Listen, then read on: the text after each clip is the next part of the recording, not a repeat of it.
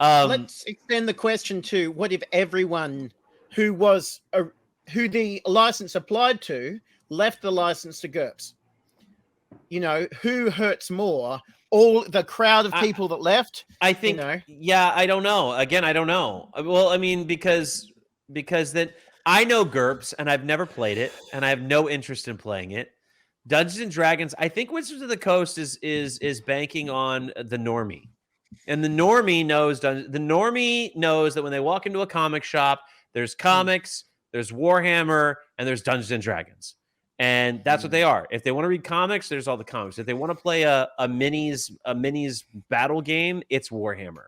And if they want to play a role-playing game, it's Dungeons and Dragons. I think that's what Wizards of the Coast is banking on, is that even if Matt Mercer went over here, they're probably going to lose about 25% of their market share, and that's it. And then that'll be it. But that's why they're going after 25% of the market share. And if we look at Kickstarter, I was just pulling up. I just did a quick what are campaigns that have ended that feature Dungeons and Dragons, and this is what I came up with. So you've got this monsters, 400 new monsters. This is an independent thing for 5th edition. Dungeons and Keeps. Yeah, but it's for 5th edition. 400 new monsters sounds cool. I would love to have it. They raised $413,000. Okay. $413,000 for that one campaign. This campaign is items, magical items for 5th edition. How much did they raise? 250,000 euros. So I don't know if it was euro to dollar at that moment, but I mean that's $250,000. That's $250,000. Now check this out. Dice, but not just any dice. Dungeons and Dragons dice based on the damage types and whatnot. Now, yes, you could argue that these dice could be anything. Look at it; it's a 4-sided die. It's a 3-sided die. It has the numbers on it. It's just a 3-sided die, but it's not. It's not just a 3-sided die because they are specifically targeting the Dungeons and Dragons damage types. And how much did they make? $273,000 on dice because they pushed it towards the Dungeons and Dragons.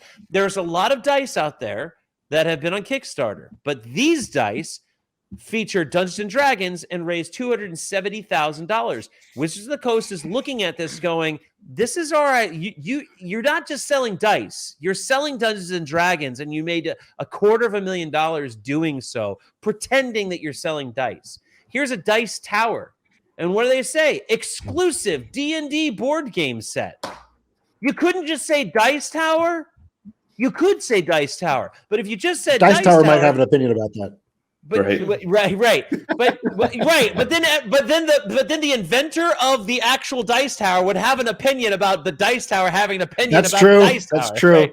Did he copyright the name Dice Tower? So if you didn't say that this is an exclusive D&D board game set, would you have raised $160,000 if you didn't flagship this as Dungeons and Dragons? We're not done. Here is a spell book, a card deck for the spell book of Dungeons and Dragons. It's very cool. It's $163,000 cool. Okay, a deck of cards raised $163,000. So Wizards of the Coast is looking at this kind of activity and going, hang on. See, everybody thinks, and people think, and this is something I wanted to just kind of put a pause on the outrage. People think that this is about drive-through RPGs selling PDF modules for $4.99. It's not. I would tell you, first of all, the OGL is not enforceable, okay? Hands down, this is not. The only people that are going to play ball with this are going to be the big players like Kickstarter. Why? Because Kickstarter has enough money, it's collecting enough revenue that if Wizards of the Coast decides to sue them, they will. They will take them to court, and Wizards of the Coast will win. Wizards of the Coast will win that case in the courthouse, but they will lose in the process. The process is the punishment. That's the phrasing that they say. The fact that they're getting sued is the punishment, and Wizards of the Coast is only going to sue people who can afford to pay that kind of stuff, because the people that can afford to go to court will do anything they can to avoid going to court. So they're not That's going to true. take some drive-through RPG nobody to court. They're not going to threaten them and shut them down. They're not going to send an auditor next to an IRS auditor to their house to audit their books for the last 7 years. They're not going to do that because the person making a drive-through RPG PDF makes $25,000 a year working at Walmart. They don't have anything to give to Wizards of the Coast. There's nothing there to gain. This is specifically targeted towards massive campaigns, massive creators making massive amounts of money. That's who they're targeting. So I would tell anybody out there, if you're making little campaigns, if you're an indie creator and you're worried about this, don't be. Number one, it's not enforceable. Number two, they don't care about you. On. Yeah, you don't. Yeah, you're right. You don't have to sign on. They don't care about you. Just don't sign up. The only people they care about are the big boys. Now, will this affect you if you are running a campaign on Kickstarter? Maybe, but then again, what are you doing? Like, what are you trying to raise money for? Are you trying to do this damage dice thing and make a cash grab? Then I don't care about you. I don't care about you. You made $270,000 on dice. Go make an actual product. Go actually do something. Jeez. So Yeah.